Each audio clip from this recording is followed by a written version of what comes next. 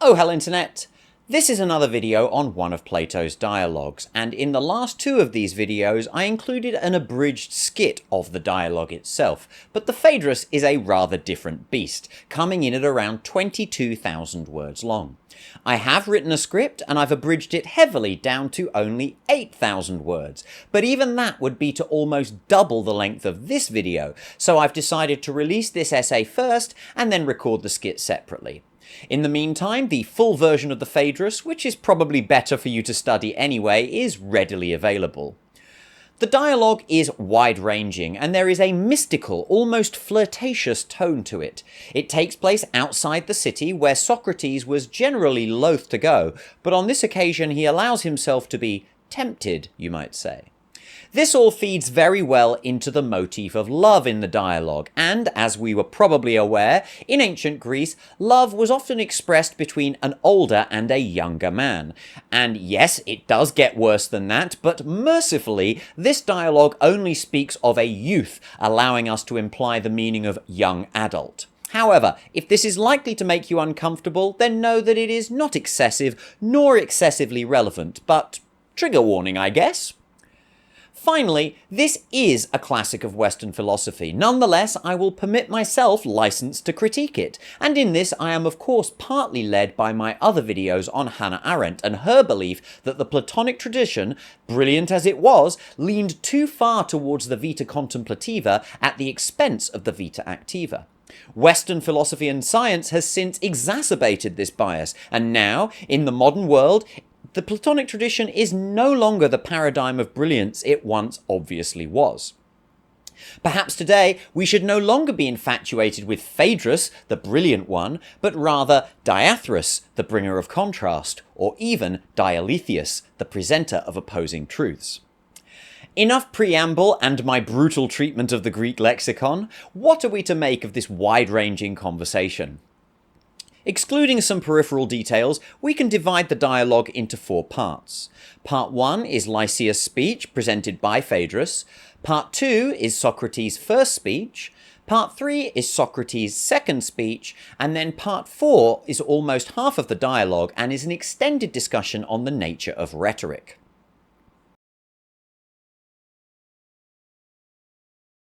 First of all, Socrates meets Phaedrus heading out of the city for a walk, and he agrees to go with him so he can hear about the details of Lysias' speech. Lysias is presenting the idea that a fair youth should choose a non-lover over a lover as a partner. They make their way to the river Lysias and talk of mythical history en route. This begins to set up the sense of them passing into the realm of the nymphs, to whom Socrates will credit his divine frenzy. Once they arrive, Phaedrus presents Lysias' speech, defending the non-lover, and it can roughly be summarised as a list of complaints about the lover's character, which I will present now. First, the lover may become resentful of their impassioned generosity, where the non-lover's behaviour is always balanced towards mutual benefit. When passion fades, the lover will surely harm his old love to please his latest love.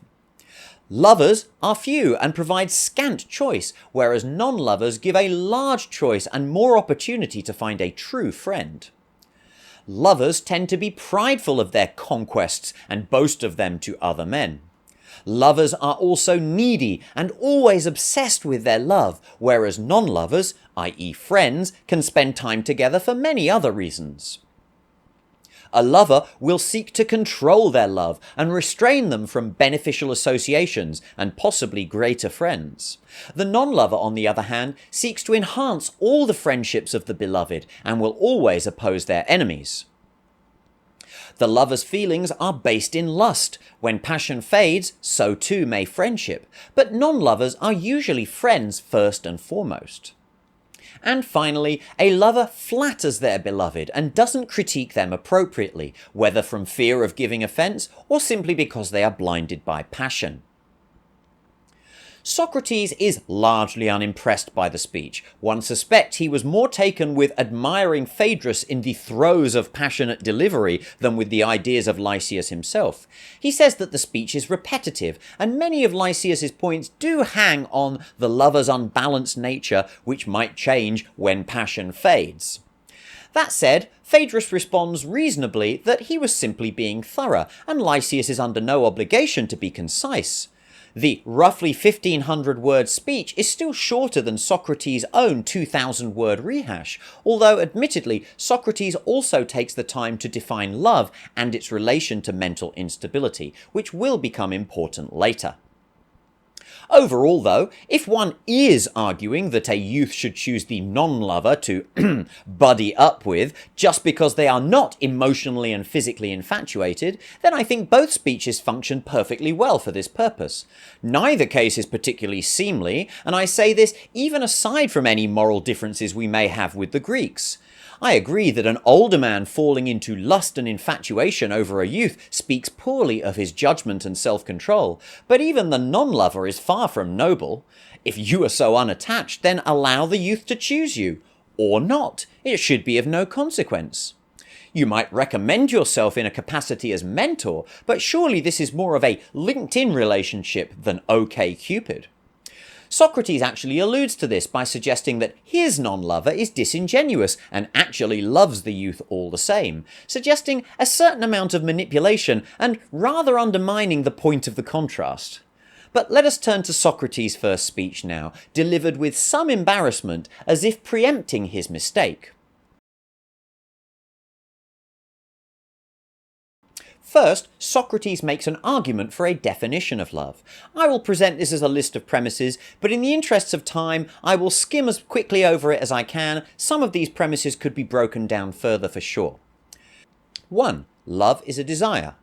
2. All people, even the non-lover, desire the beautiful and good. How are we then to distinguish the lover from the non-lover on this basis?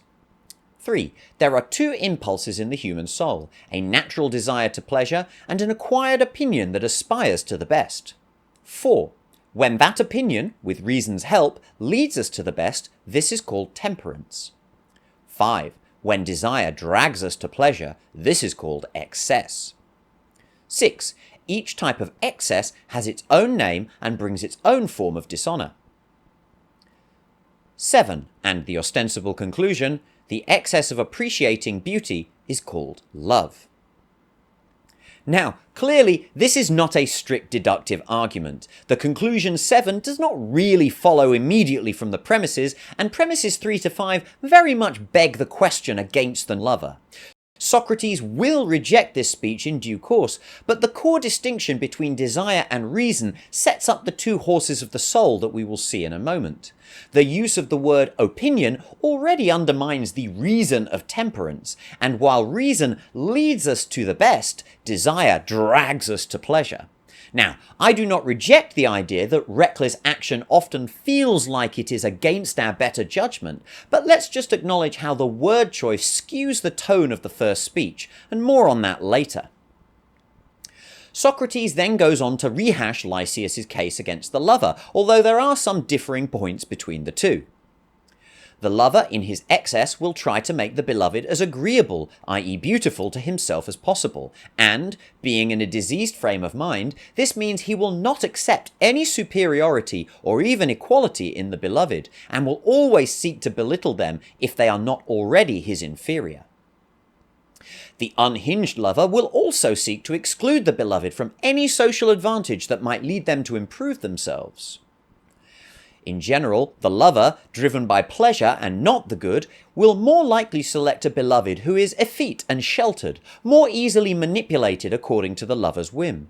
But because of this, the beloved will also be a poor ally in any crisis of life, and so will be a frustration for the lover. The lover will rejoice at the loss of property and associations that the beloved may have. He would wish the beloved to be wifeless, childless, and destitute, and so the more dependent upon him.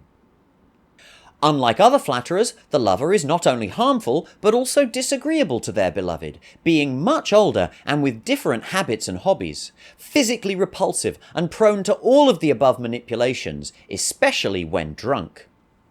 And finally, not only is he disagreeable while love lasts, but when it ends, the lover may become a bitter enemy, and not even necessarily from malice, but from cowardice.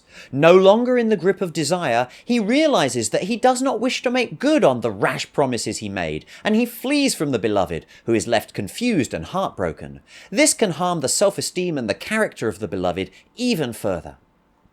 Throughout the speech, male gender pronouns are relentlessly ambiguous, and I hope that I've passed them correctly. Perhaps for this reason alone, the speeches should have considered heterosexual love. There are also traces of repetition here too, although I think we can grant that yes, Socrates has segmented his points more concisely than Lysias did. At the end of the first speech, Phaedrus asks why there was no defence of the non-lover, which Lysias also did only in passing. Socrates seems to get self-conscious and makes as if he wants to depart, but Phaedrus asks him to stay and discuss, and at this point Socrates seems to snap, decrying his own speech as well as that of Lysias. If love, he says, i.e. Eros, the son of Aphrodite, is truly a god, then it must be impious to suggest that love can ever possibly be evil. Although, to be fair, Greek gods never did have the same reputation of infallibility that the Christian god has, for example. Socrates does acknowledge that madness is potentially an evil born of human infirmity, but he will hardly ever mention this again, and from this point on, he basically assumes that madness, especially in pursuit of the beautiful, is rather a divine inspiration of some kind. He declares that he will purge the blasphemy with a recantation in his second speech, and this is where the dialogue really starts to go off the rails, and the question of lover versus non-lover really begins to take a back seat. Socrates' second speech also divides into sections. The first section is a defense of madness. The second section talks about the nature of the soul. The third section details the journey around heaven. And then the fourth section talks about the relevance of earthly beauty. Socrates says that the first two speeches might be defensible if madness were simply evil. And he has admitted that evil madness can exist, so they are at least partly defensible, aren't they, Socrates? However, he says that madness can also be a divinely inspired phenomenon. May be true, but is the word love even appropriate here now? The initial speeches were based on the infatuated lover, which we must agree must sometimes be this undesirable type of madness. Socrates, though, shifts the goalposts by saying that a person in a loving relationship would outright reject their characterizations of love from the first speeches, which is true, but it wasn't the purpose of the first speeches, was it? So is Socrates attacking a straw man here? The speeches recommend the non-lover over the lover because one is sane and the other mad, and both give specific behaviours that one can perceive in the lover which, if true, would indeed be undesirable. But we must question what type of madness is displayed by these lovers. We can concede that even true love is a psychological landscape in which our behaviour is sometimes inexplicable, even to ourselves. But to characterise this as simply a case of madness versus sanity, and then to ignore the case of infirm madness, it does seem that some of Socrates' own admitted errors in his first speech go on to pollute the ideas of his second.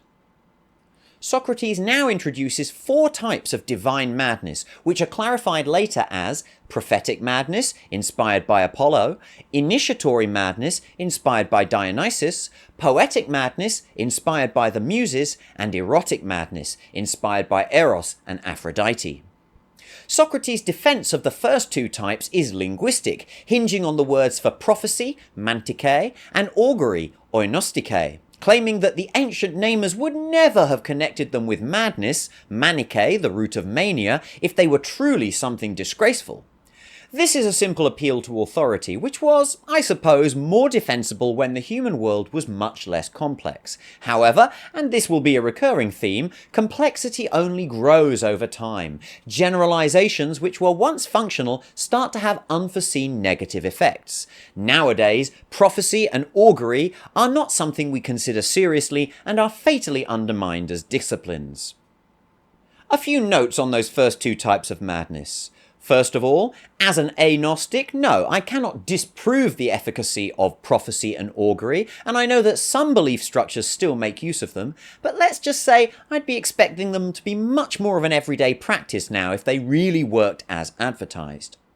Note 2, if you're struggling to see how Dionysus fits in, oinostike, the word for augury, is closely related to the word for wine, and augury itself is a practice of being led or initiated by signs, both of which tend to fall under Dionysus' portfolio.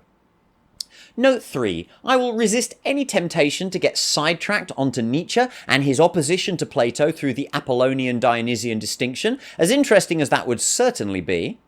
And finally, note 4, I have nothing to say about Socrates' linguistic point about the insertion of the letters tau and omega into mantike and oinostike respectively.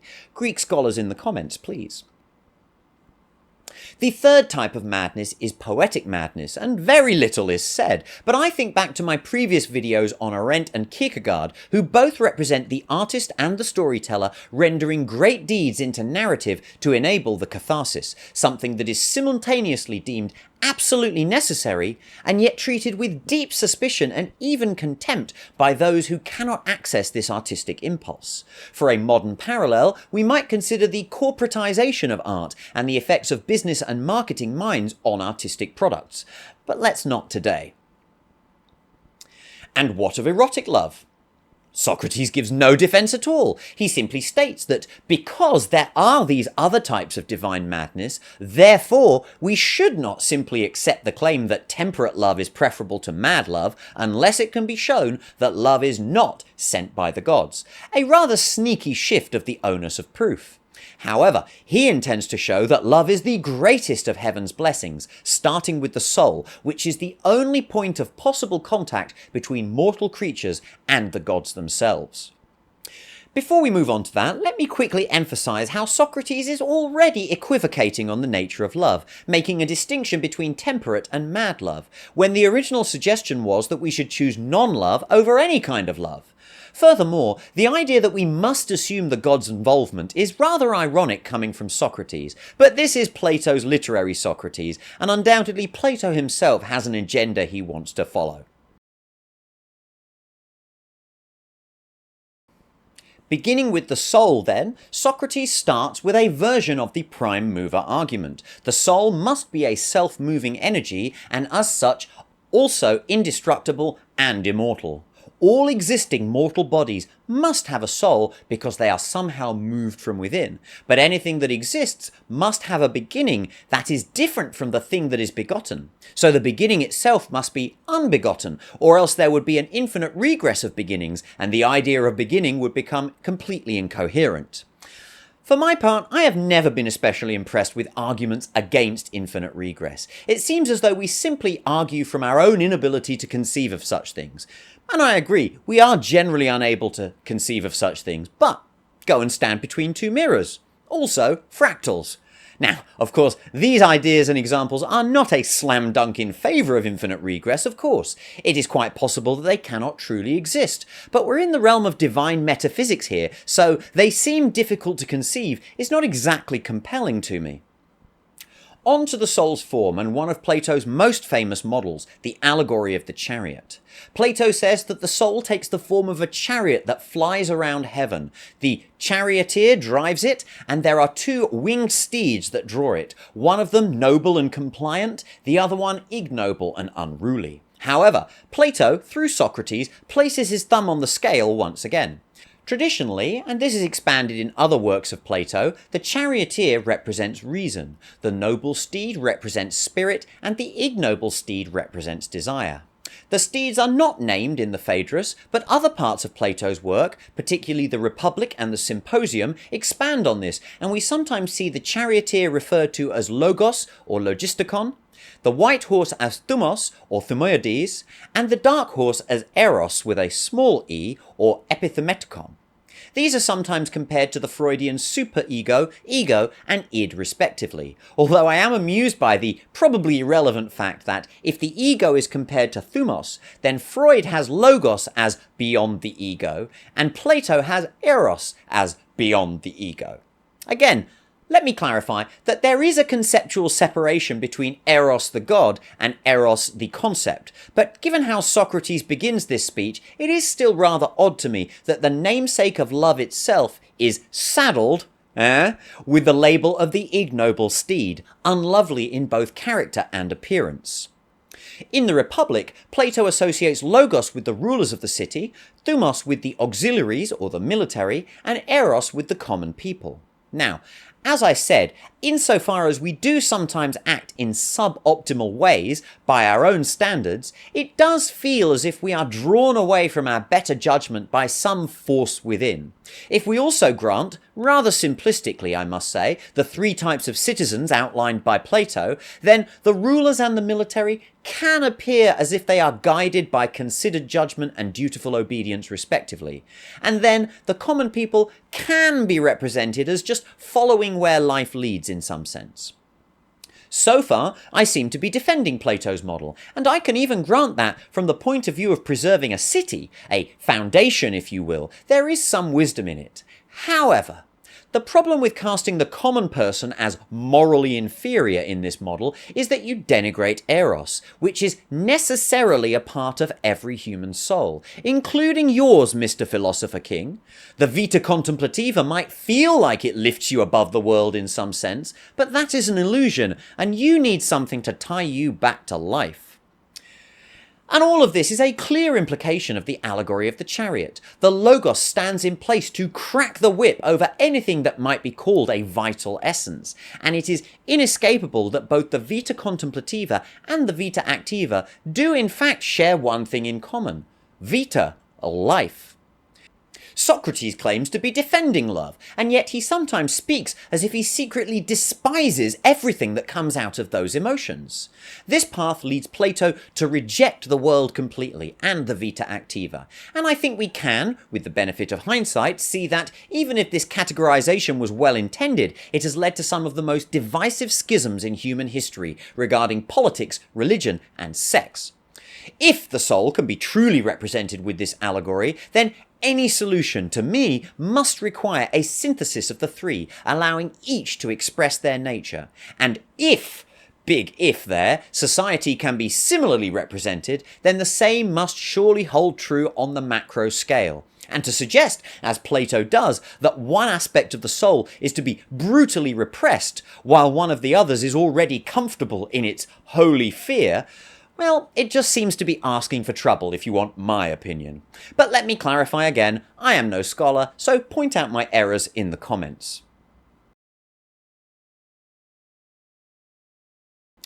Employing the charioteer analogy now, Socrates says that the wings of the steeds represent the divine nature and the wish to rise into the heavens against the force of gravity. The gods all drive two noble steeds, allowing them to fly where they please, far above the earth, to the lower heavens above the sky, and even the upper heavens which are entirely beyond. Other charioteers try to follow the gods, and some even manage to catch glimpses of the lower heavens and the truth and beauty therein. But they are pulled down by circumstance and by their less noble steeds. In the course of this orbit, the wings of many steeds are damaged by poor driving and conflict. They are unable to maintain their view of truth and are forced eventually to feed on opinion. These souls may lose their wings and fall to the earthly realm to be encased within mortal bodies, for some reason. And I'm tipping my hand at the end there, but I think this metaphor has some plot holes. What is gravity? Why is there such a force? Why does the earth realm exist? If the steeds are both winged, why does one of them ever want to descend? How does Socrates know about the lower heavens, let alone the upper ones? I don't want to dwell on these questions too long, because obviously I could not support my answers, any more than Plato can support his. It is lovely to write a story and then claim that metaphysics fits your narrative, but that's not truth now, is it? It's only opinion. I'm not even saying categorically that it's untrue, but, like all myths, it depends on a narrative, and a narrative which is receding ever further into the fog of history. Those souls which manage to witness at least something of the heavens in their first orbit will be born into human bodies as they retain some ghost of true understanding, and Socrates confidently gives us a hierarchy of different roles based on how much truth they manage to witness. The first among these ranks is the philosopher, artist, or musician. Next, we have the righteous king or warrior chief. Third, the politician, economist, or trader. Then the athlete or physician. The prophet or the hierophant follows from this. Then the poet or the actor. The seventh rank is that of artisan or husbandman. The eighth rank is a sophist or a demagogue. And finally, the lowest of all the ranks will become a tyrant. Then we come to Plato's eschatological model, equally unsupported, I might add. Souls live one life every 1,000 years, and then they go to heaven or hell for the remainder of the period. Most human souls can regrow their wings eventually, but the fastest way to do this is to choose the life of a philosopher 3 times in a row. This philosopher, while on earth, demonstrates their understanding of the great beauty that they witnessed while following God. This is divine inspiration, but this beauty is never to be fully seen on earth, and so anyone who claims to see it is thought mad by everyone else. So, it seems to me, and correct me if I'm wrong in the comments, that the only purpose for the chariot analogy, within the Phaedrus at least, is to support the idea of ethereal beauty, and so justify the madness of the philosopher. Am I wrong about that? Socrates now immediately slides across from talking about the madness of the philosopher to the madness of one who recalls true beauty more generically, and he concludes that this noble inspiration entitles one to be called a lover. This seems to be the inverse of his conclusion about love in the first speech, where he called it an excessive attachment to beauty. But surely now we're talking about an entirely different phenomenon. An excessive attachment to physical beauty can hardly be the same thing as recognition of the transcendental beauty. Socrates could try and link the two together if he wanted, but he doesn't even bother. According to him, though, this ghost of beauty can be seen by human eyes. Plato considered the need to see truth to be a fundamental human quality, so, for the lover, to be attracted to their beloved is to become energized with the recollection of beauty, causing their tattered wings to sprout forth anew. The lover also sees the reflection of their patron god in the beloved, and will attempt to encourage these qualities in them. In this way, both the lover and, by a recursive process, the beloved themselves may improve each other and gain insight into true beauty, but they can only do this if the ignoble steed is properly tamed with continued punishments, so that it can be modest and temperate in its appreciation. So much for respecting Eros, Socrates. Socrates' claim here is that if the lover and beloved can master their unruly steeds, they will regain their wings much faster in a life of contemplation. But if they are caught unawares by desire, then, perhaps after some wine, they will accomplish the desire of their hearts, which to the many is bliss. In other words, they will fuck. Again, we see Plato's biases in full force. Only those who live the monastic life in contemplation shall be rewarded with the highest benefit. And oh, wouldn't you know it, only they are suitable to rule the state too. Ha! Meanwhile, the many, reveling in the base desires of the earth, fail to control Eros. Plato does at least say that consummated lovers who remain true to each other do at least get some reward of love and madness to regrow lost wings. How magnanimous of him. I would claim that Plato was a bit of an incel, but by all accounts he was more of a vocel. Let me say one more thing though. Earlier I said that I can see how Plato's model could be used to support a political structure, a state. So Plato is entitled to ask us, does the state only exist because of those who follow the vita contemplativa? And the answer is still no, but I'm not going to chase that down right here. Time for a quick sidebar. In the tripartite theory of the soul, logos is associated with the head, thumos with the chest, and eros with the stomach. And yet Plato also writes that erotic love is a desire of the heart, which is in the chest. Maybe he's speaking figuratively, in which case, great, his model is at the very least ambiguous. Also, the word that is actually used for the function of eros, epithematikon, is something over and above the heart or spirit. I'm not drawing any conclusions from this, other than to say that Plato's metaphysical conclusions are not exactly coherent as technical definitions. I don't even object per se to drawing metaphorical parallels between society and the body, and I know that we don't use Plato's theory of the soul directly anymore. However, his ideas have been thoroughly subsumed into our socio-cultural milieu in the West, and they do have an outsized influence. And Plato's model is pitifully simplistic, even for its time.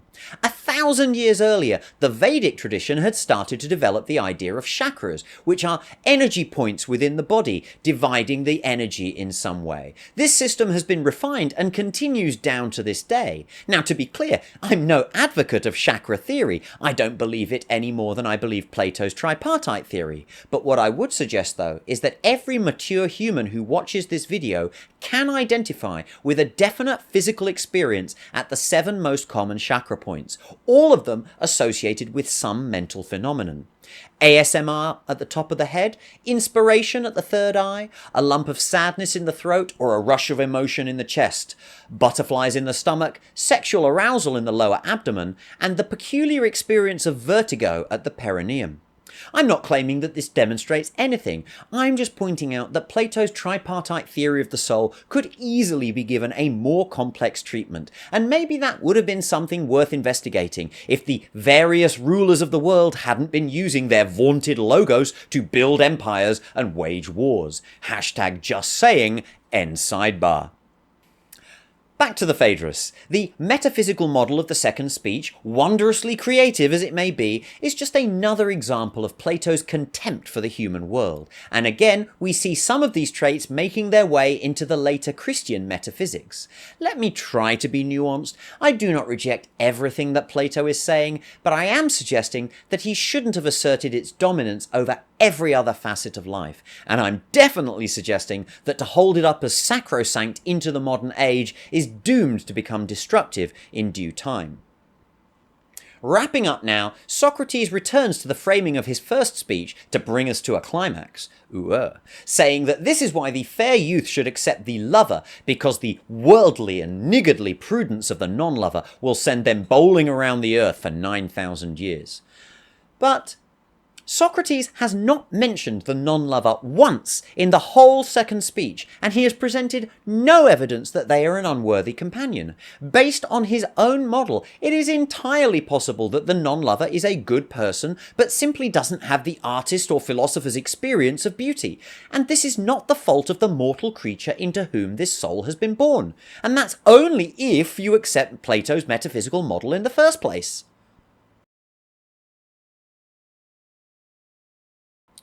Now the question of lover versus non-lover is put to bed, Phaedrus and Socrates make a rapid segue into discussing rhetoric as an art. First off, Phaedrus claims, supporting world denial, that humans should spend their time in discourse rather than bodily pleasures, because the latter are based on some deficiency and are therefore slavish. Socrates agrees and compares this to the singing grasshoppers, blessed of the muses, and says they would endorse this position. On first blush, this appears reasonable. Bodily desires are driven by biological need, but ideas that people can discuss are chosen from the soul, so to speak. However, this depends on the brute assumption that the world is necessarily lower than the sky of ideas, and there is another problem, which Socrates even alludes to when discussing the grasshoppers.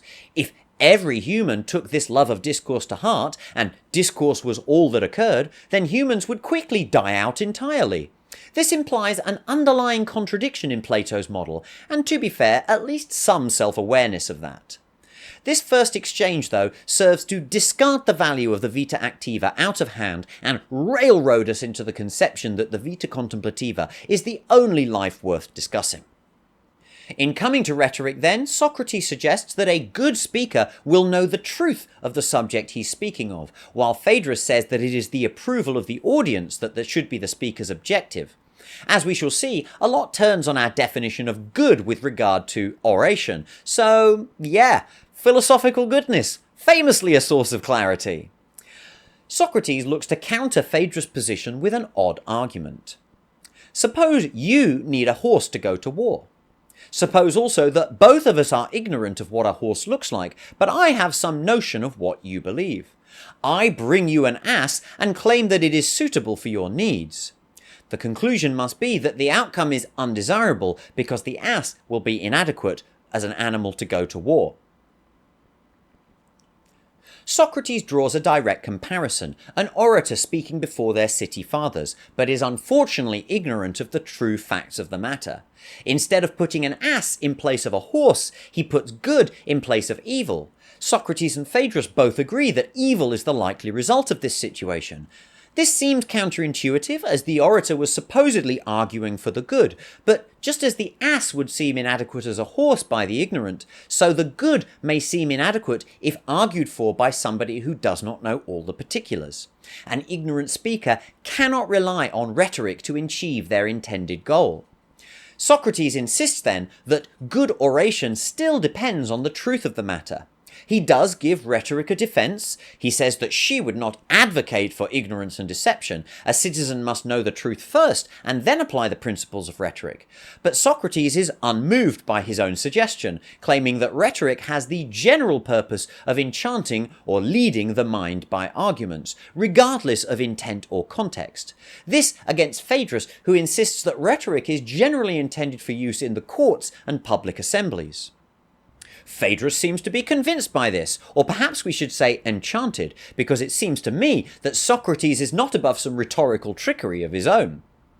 During this exchange, Socrates refers variously to the art of rhetoric, the art of disputation, and sometimes simply the art, while also questioning if there be such an art. There is room to interpret whether all these are the same. I assume that they are, although I do not claim authority, but surely the ambiguity is already unacceptable if this ambiguity exists in the original Greek. Again, scholars in the comments. Socrates does point out, correctly in my opinion, that it is easier to deceive or be deceived in matters where the differences are small and where the concepts are poorly defined. And he then suggests that to be a good deceiver or avoid deception, one must therefore know all of the real, i.e. true, likenesses and differences of all the things under discussion. Here, though, I'm going to disagree. In the limit case, sure, Socrates is correct. To be absolutely peerless in deceiving or avoiding deception, then you must, of course, know the truth of every factor in every case under discussion. But such absolute knowledge is hardly a prerequisite for any ability in subterfuge. One could argue that it is better to not know certain things if you wish to effectively argue against them, or perhaps simply shut them out of your mind. In Truth and Politics, Hannah Arendt describes the so-called modern art of self-deception, in which advertisers and propagandists somehow allow themselves to be convinced by their own lies, and this works all the better if they can convince themselves, somehow, that they are actually not lying. And what better way to do this than by being truly ignorant, like Socrates often claims to be? We move on to this exchange. Then he who would be a master of the art must understand the real nature of everything, or he will never know either how to make the gradual departure from truth into the opposite of truth, which is effected by the help of resemblances, or how to avoid it. He will not. He then, who being ignorant of the truth aims at appearances, will attain only an art of rhetoric, which is ridiculous and not an art at all. That may be expected. So it seems to me here that Socrates is just unilaterally defining good oration as speaking with all the relevant awarenesses, and rhetoric as everything else. And what is so ridiculous about the latter anyway? This is similar to the way he attacked the worldly and niggardly prudence of the non-lover, who was never allowed to defend themselves. All of our sample cases, Lysias, the ignorant orator, or the ass salesman, could be quite genuine in their belief, and so, if they achieve their desired end, which is arguing for the non-lover, the flawed good, or selling ass respectively, then they have used the skill of oration well, and we may therefore call them good orators, albeit ignorant ones.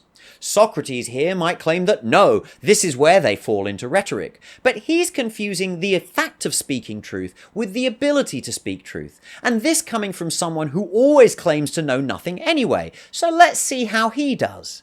Shortly after this, Socrates reviews his own definitions of madness from the second speech, claiming that we declared that erotic love was the best kind of madness, relying on a tolerably credible and possibly true, though partly erring model of the soul. Phaedrus lets this pass unopposed, and Socrates states that this is pivotal in how he went from blame to praise of the lover by properly defining the truths of the world. We'll return to that in a moment, but first, let me say what Phaedrus should have said. No, Socrates, you have not revealed any divine truths here. You have spun a fable and then relied on your own rhetoric to carry your intended conclusion that erotic love is based on appreciating true beauty, despite admitting that you do not have knowledge of all the particulars. And the conclusion you make is that beauty, and therefore so-called mad love, is the highest experience in human life, so you're begging the question to boot. So, yeah, not really buying the damning indictment of rhetoric here, Socrates. But let's return to exactly how Socrates, in his second speech, was led to praise the lover and claim that this is more based in truth than the first speech was. Socrates defines two worthy principles. The first principle is generalization of several related phenomena into one overarching idea. The second is the division of a larger topic into appropriate sections. This he calls dialectics, and Phaedrus agrees that it is not identical with rhetoric, leading to a lengthy diversion on various different techniques of famed rhetoricians. It is implied that these techniques are what constitutes rhetoric, but a bait and switch has taken place. Socrates allows Phaedrus to sidetrack himself onto these matters of procedure. Meanwhile, he sequesters the most fundamental aspects of identifying truth away from that which he calls rhetoric. Basically, Socrates is saying that the ability to divide and generalize concepts is called dialectics when it accurately describes the world, and it is called rhetoric otherwise. Now, in spite of my attitude here, I do agree that the principles of generalization and division are indeed important in identifying truth, and I think I agree in general with Socrates' basic assertion that one can only be assured of truth if one knows all of the relevant particulars, while disagreeing about its absolute necessity. But as I said, there is a gap that exists between the truth and our ability to speak of, or possibly even perceive the truth, and that gap is called Cartesian doubt. Now, from the name, you can probably realise that maybe I should be giving Plato and Socrates a break here. This phenomenon of radical doubt, embodied by Descartes, came some 2,000 years after their time, and it has only intensified into the postmodern era. The reality of Plato's ideal beauty is entirely moot. It will never appear in the world, and humans are incapable of speaking it or even perceiving it. And even if there is a ghost of true beauty that we can perceive, there is no way to prove that that's what it is. So maybe I am a bit harsh on Plato here, but he demonstrates that he was at least partly aware of this problem. Also, we know almost nothing of the historical Socrates, of course, but the fictional Socrates of Plato is often condescending, slippery, and hides behind his avowed ignorance to evade the same accusations of incoherence that he often levels at others. But again, in the name of nuance, let me briefly consider that there might be a reason for that. In an earlier dialogue on rhetoric, the Gorgias, the eponymous sophist has the most integrity of Socrates' opponents, stating explicitly that he does not condone the use of rhetoric for morally dubious purposes. But even he suggests that a rhetorician may be able to teach morality through his instruction. This claim is undermined, however, when both of his students in attendance subsequently opine that rhetoric can be used for any purpose that its practitioners wish, which does seem to give Gorgias some concerns. We can wonder whether Plato or the historical Socrates perhaps experienced some arguments of this sort, and we can sympathise with how frustrating this must have been. But we must equally wonder if this has biased Plato's opinion towards rhetoric as he aged, or perhaps he was working on the basis that all is fair in love and war. I will skip over a couple of examples here where incomplete knowledge shows that a speaker may not be an expert. These examples, while somewhat contrived, do overall seem to be valid. Socrates claims that deep and consistent contemplation is what brings true comprehension, and as such, a truly honest rhetorician must also understand the nature of the soul to produce conviction. You will note that he does not say discover truth. To demonstrate this, he presents his version of an art of rhetoric. This is my abridged version of its requirements. Oratory is the act of enchanting the soul, and so an orator must know the difference in human souls and how they result in different types of man, the way that different people are affected by different speeches and in what way, the practical presentation of each different type of person, how to recognize the precise type of person who stands before them, and when to use what type of rhetorical device on what person and to what purpose. If a man claims to speak as a master of rhetoric and he has not mastered all of these points, then any person may simply say, "I don't believe you," and his art is all for naught. Phaedrus says that this is a tall order for any speaker to achieve. Socrates agrees and suggests an easier way. If truth is too high a standard, then a speaker can fall back on the most probable thing that is likely to be believed by the majority, that is, the likeness of truth.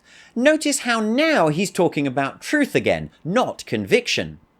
Socrates gives an example from Lysias, which is indeed ingenious, but highly contrived.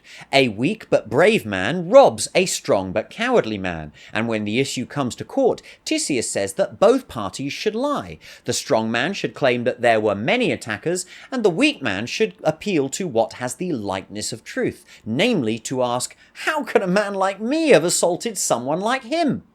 I will be honest, I'm not sure I've understood this correctly, but it seems that Socrates' point here is that the likeness of truth in this case will support the wrong outcome, i.e. exonerating the attacker, and if the coward takes Lysias' advice, then he will expose himself to being caught in his lie.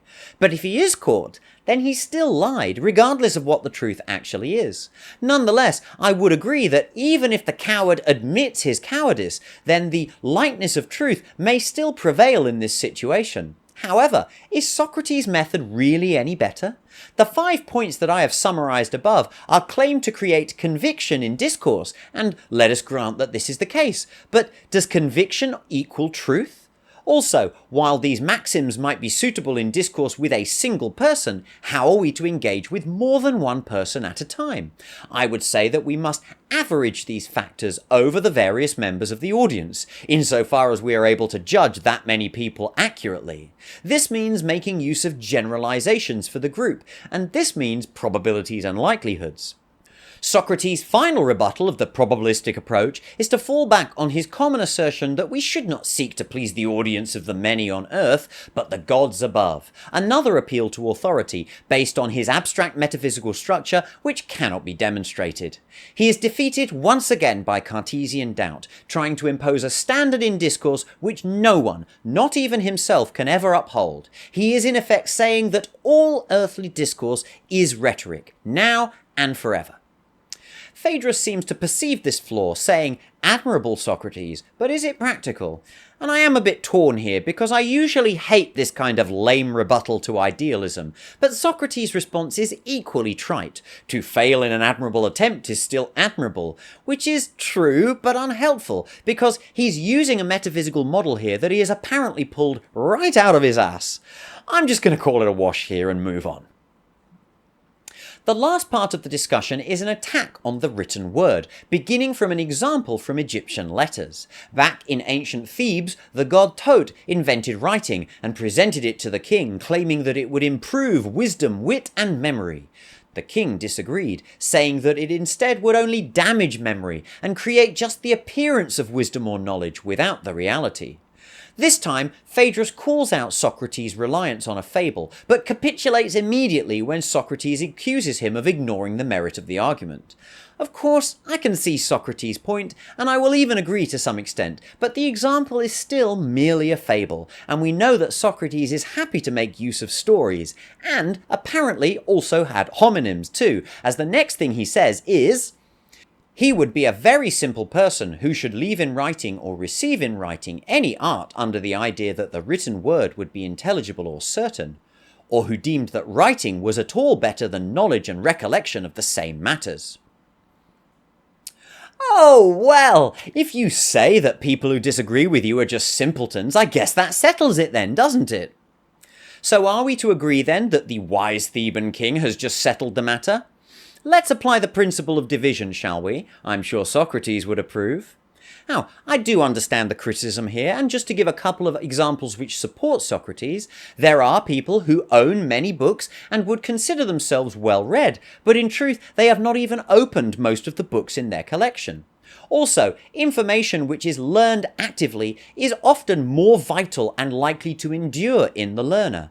But if you do need to engage with well-known information and synthesize it, perhaps as a prelude to applying it in the real world, then the written word is quite efficient in most cases.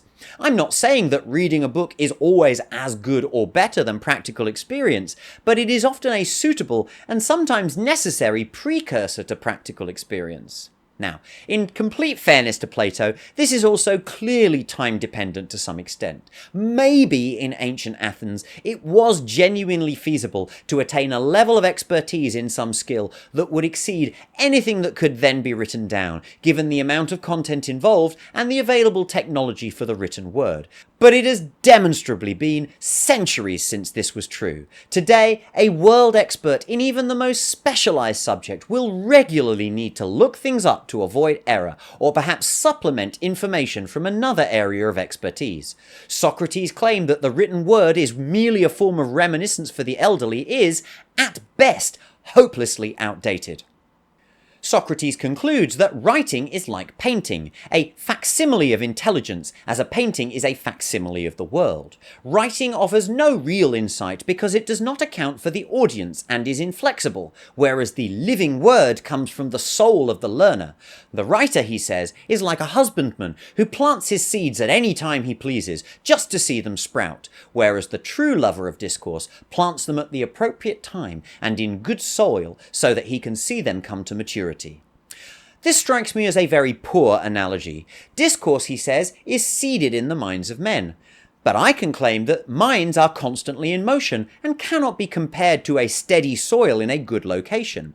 No less likely to me is that the mind of man is the seed, that words and ideas in whatever form are the nutrients and the water which feed it, and the world itself is the soil in which they are planted.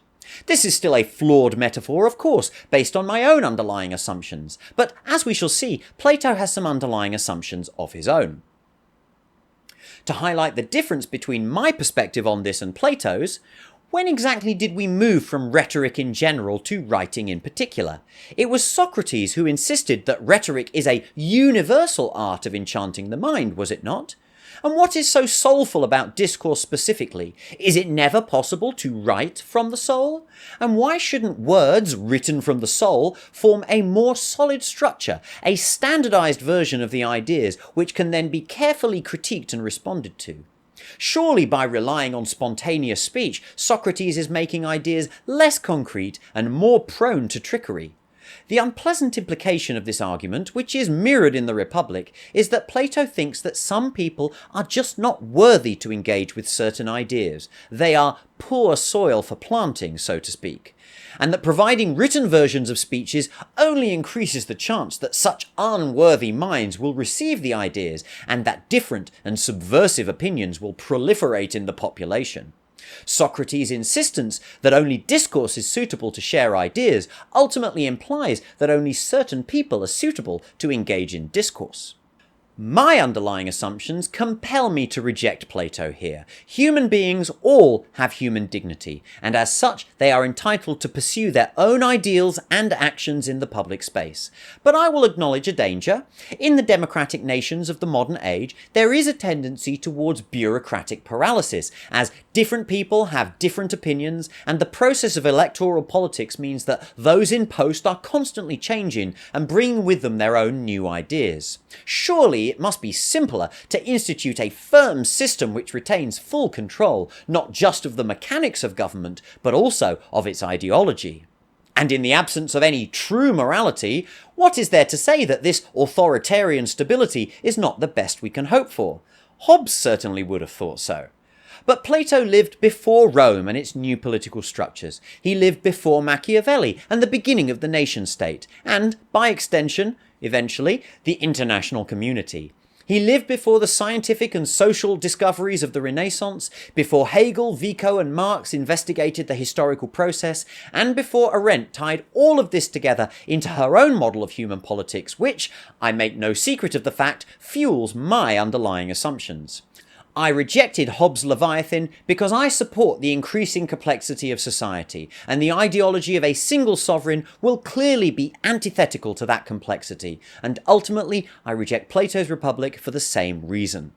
Socrates now declares that they are ready to make a conclusion, which he gives over the next 4 paragraphs. This is my abridged rendition, although I will deal with one notable admission that I have made. Phaedrus himself is in full yes-man mode at this stage. Our conclusion is that no man can speak confidently of any subject until he knows the truth of the particulars and how they are to be divided. Until then, he cannot be said to be following the rules of any art.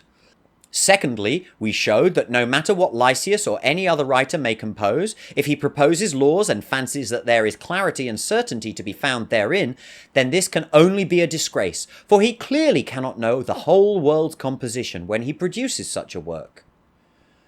But he who thinks that the written word can never be a serious enterprise, who communicates orally his ideas from that which is graven onto his soul, that takes the seeds of these ideas and implants them into the souls of others, this is the sort of man that you and I should seek to emulate. And so enough of rhetoric. Go and tell Lysias and the others that we were sent by the nymphs of this here plane tree to impart that if there is truth in their ideas, and they can defend it by spoken arguments, of which their writings are just a pale shadow, then they can cast aside the name of poet, orator, or legislator, and become worthy of a higher name befitting their serious pursuit. We cannot call them wise, for that name belongs to God alone, but we may term them to be lovers of wisdom, or philosophers. Oh, how convenient, Socrates. Now, I've taken some liberties when abridging this, and here is the full text, or you can find it for yourself if you would like to read it. In particular, the second paragraph is somewhat different in form, but I think I have the sentiment. But it is the third paragraph where I make a significant omission. This third paragraph is an absolute nightmare to parse in the Jowett translation, and only marginally better in Fowler. I've highlighted in these versions the sentiment which I left out. Feel free to pause and review them before I give my thoughts. The additional point which Socrates makes in bold is that writing is of no great value if the intention is that it is recited only to be believed and not critiqued or questioned. F***ing obviously? This is truly mind-blowing to me, and maybe I am missing something, but the only people in the history of the world who have concluded that what was written is to be taken exactly as written and not questioned simply because it is written are the literalist interpreters of religious scriptures, and even they can't all agree on what that interpretation should be. Furthermore, with all of his talk of ensuring that we listen only to the right ideas that are passed down by God, Socrates sounds more like these people than anyone else. With this additional caveat included, yes, his conclusion sounds reasonable, but this was not at all part of his argument throughout, and one would absolutely assume that any orator could and should be questioned and criticised on the content of any speech that they made. And it seems like the only reason why Socrates can include this in his conclusion is because of those last few metaphors regarding the Egyptian fable. You know, the ones which kinda suck? Perhaps some more stubborn orators would refuse to hear or to respond to any criticism, but I think this says more about their general character than their art of rhetoric. Or perhaps they would demur and say that in actual fact they know that they know nothing, and that maybe the much wiser person would be able to give the answers that they are unable to supply themselves. Once again, Socrates is claiming that the philosophers are those who are able to perfectly interpret the will of God and proclaim truth and justice in such a way that no person could argue against their position. And once again, I say that even in that time, and certainly today, such a claim is simply bollocks. They finish with some niceties and then head home. The end. Okay, I won't labour this any further. That is the Phaedrus and my own extensive opinions on it. And I do want to say again, I am not an academic, and I have skimmed over some of the nuance, sometimes intentionally, and doubtless sometimes not. I suppose that my ultimate conclusion here is simply to say that some of these aspects of the classics of Western philosophy, which have entwined themselves so deeply into so many aspects of life, from science to politics to morality, are not built on the firm foundations that many Western commentators seem to take as gospel. And this is not to claim that they are therefore useless, but it is to claim that they are not to be thrown around as some kind of a priori structure for greatness, or the reason for Western cultural dominance, as they are simply nothing of the sort. But as I said, hey, that's just like my opinion, man. What do you think?